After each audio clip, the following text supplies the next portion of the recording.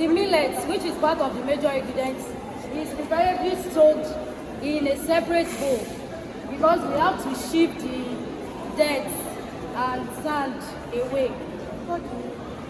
So it will be soaked for about 3 days at most to let it undergo a process called fermentation and to make it soften before we can be able to grind it. Now, fast forwarding to the 3rd day, in which our ingredients are already soaked and they are already soft. Then we start with washing it. We ensure we wash our ingredients clean and ensure that there is no dirt, there is no sand or dirt there.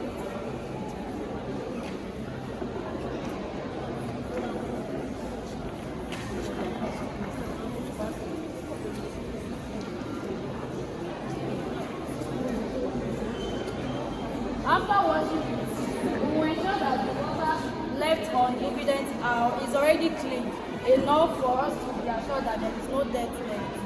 Then the minor ingredients there, that's the ginger and the cloves, we will preferably ground it because it's already in a dried form. We will pound it to a mini pieces so that it will be easier to ground together with the already soaked ingredients. So after that, we take it down to where to ground it. This is our blender right here now.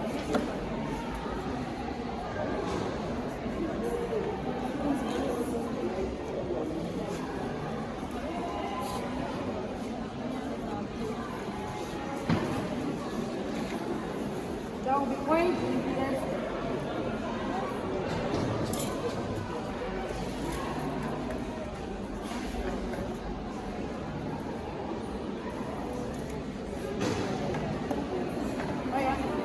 Adding the cloves, the already pounded cloves and ginger to it.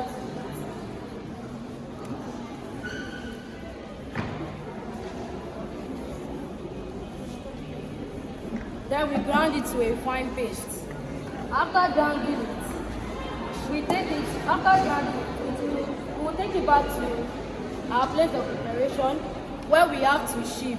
We can make use of what they call asho, sheaving clothes. That's what we make use of.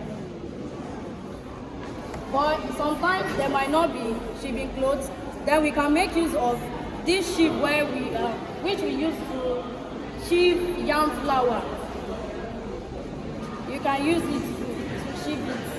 So after sheaving it, then after sheaving it, this is the end product of it. Then after getting this end product, then we have to drain it. We drain the water away. Then we can get a very clean sack.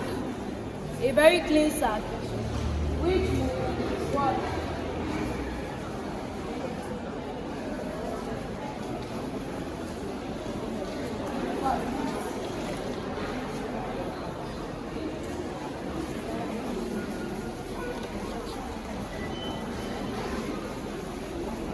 Then we pour our already grounded and sheaved paste into it to allow further drainage.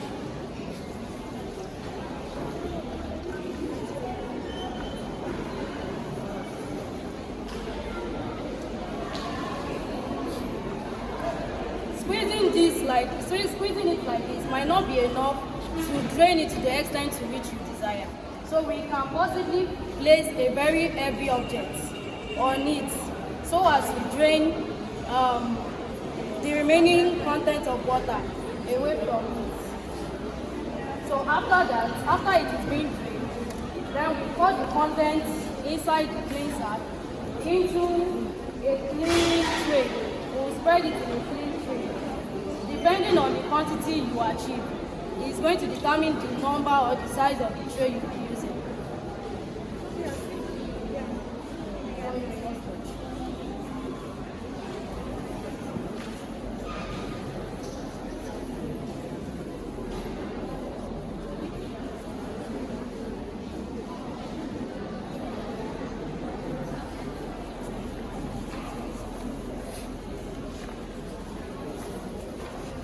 We will ensure we spread it well in our tray to allow for air drying, and we can also place it in a very clean environment where there is sunlight. We can also sun dry it in the process to give us a very dried texture. So after that, we ensure that it is very dry and it's already, you can easily use your hand to match it and scatter it. Then we pour it back into the whole quantity, pour it back into it. We take it back to where it has dried. Now using a very dry blender. Assuming this is a dry blender now, then we will grind it back into the into the powdered form, a very fluffy paste, and that's how we process it. Then we going to where is our design. Thank you for listening. I'll hand over to my colleague that will continue.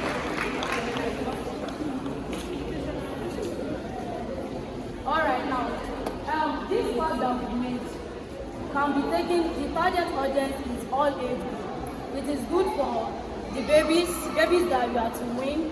You can win babies with pap.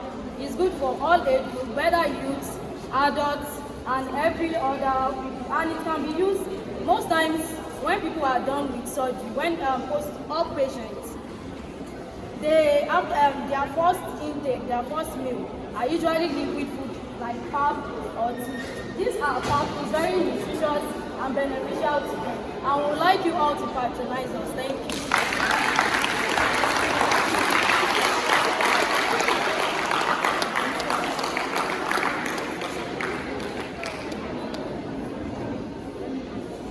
So, any questions so far from our colleagues?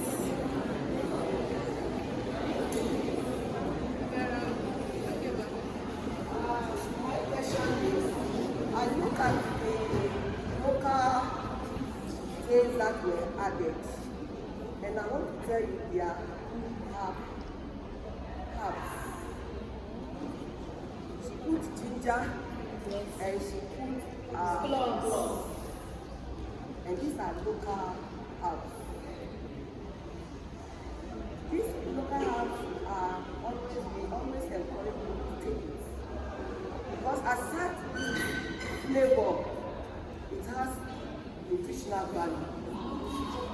You want to learn about this nutritional value, go and Google it. Instead of giving your money and all forms of money, I will advise you to use this local herb with the fish, and it will serve the same taste, and even it will be more medicinal, because most of our maggies are chemicals. Am I coming to you? Yes, they are chemicals. And when you read about it, I understand it assists in bringing down the blood sugar level as well as blood pressure. So that is one of it. But my question is, we have already blended it, and we are now squeezing it, and I'm believing that the majority of these things will flow out with the water. So what happened? You get what I'm saying? What I'm saying is, your local herbs that you have used, your ginger and your cloves, you know, you blend it. Then you now went and then you are squeezing it out. Don't you think in the water that you are using the water that you are squeezing out contains some of these things? So how can we retain it? How can we retain it? Thank you very much. I think we are all familiar with people that sell pap. There's what they call oil. Please clap for her.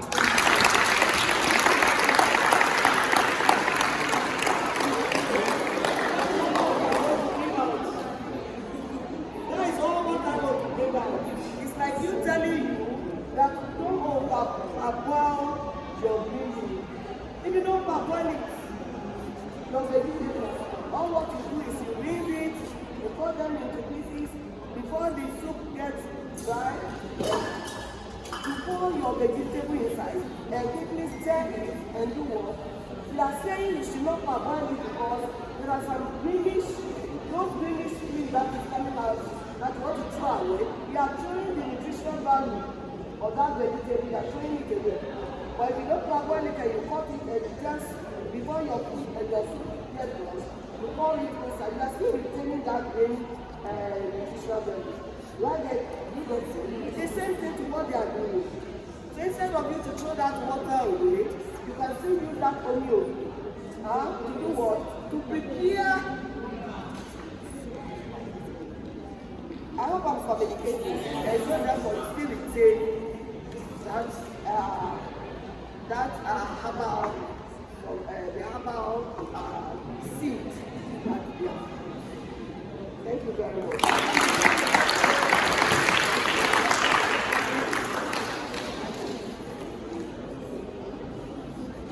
And please, if you want to use it for the kids, get your crayfish plant.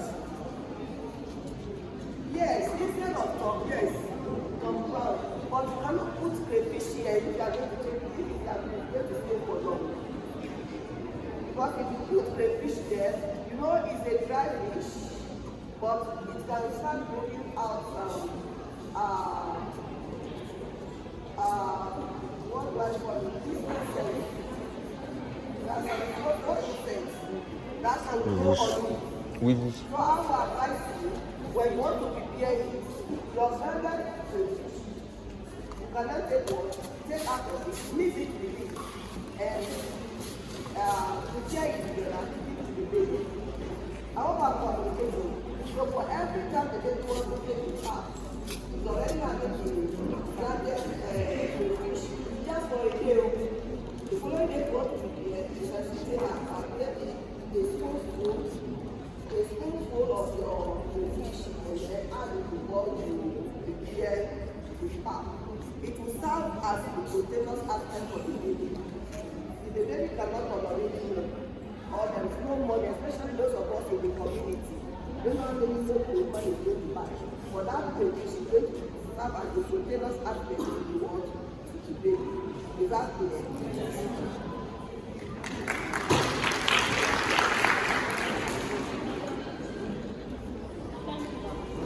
Thank you. Well done. Thank you. You are really very well.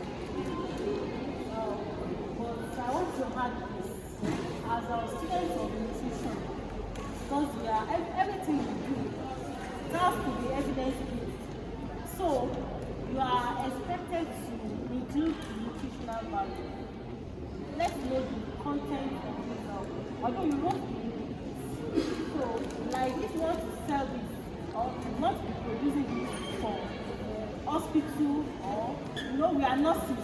So whatever we do, we should make it to be scientific. You understand? If you are including corn, let's know the gram. You understand? Per sachet, so that you can recommend it for a diabetic patient, or for hypertensive patient, or for a malnourished child. That okay, you take 2 spoons or 3 spoons of this, you will be fine in the next 10 days. Do you understand? So it's always important to include next time. Include nutritional.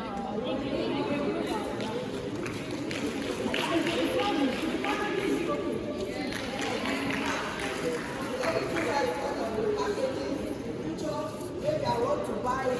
You don't have your phone number on it. Your phone number is not on it. Your email number is not on it. So how do I get to reach you? All right, I will improve our brand. No, you also have a question. Okay. Good afternoon, ma'am. Well done, presenters. Done well. Which others listen? The question I want to ask them, most of the time, in the class like this, you have been doing well producing some of these things. Unfortunately, if I ask the question from the ground, those of you that are listening to them, how many of us take part? You hardly get 50% answering yes. Take purple. You are asking that question. If you are going to be a community expert, what you don't take or what you don't practice, you can hardly sell it out to the community people. They won't take it from you. So it was one of the things you practice. So you imagine the nurse now. You are rearing your own children, and what you go for is this cereal also that you used to go and buy conflict. That's why you go do more. And you come back to come and teach the community to come and be taking this. They won't take it from you. Are you with me? So the essence of this practical is for us to know that there are alternatives to some of these things that we use our money to buy outside, that even when the community people does not have the money, they can always take care of themselves with some of these locally made products. So that's the essence of this entrepreneurship. Aside from the economic value, hello, you can't afford to be working in a community or in an hospital, in a primary health care center, and you have opportunity of producing something like this, and you don't maximize that opportunity for yourself, economic-wise. So if you are part of the group member and you don't know how these are produced, then you have not done anything. So it shouldn't be for the presenters alone. If you don't know it, now that they have presented it, after the presentation, when you meet thereafter, ask questions from those that know it, so that it will be beneficial to you in the future. Thank you very much. Thank you, sir.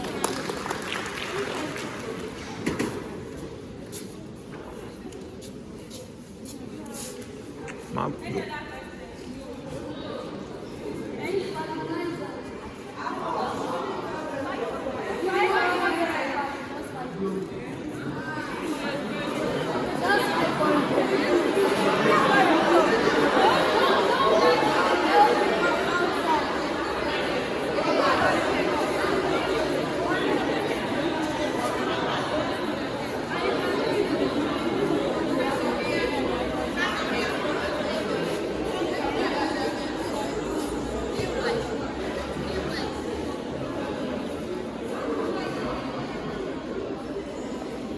Mm.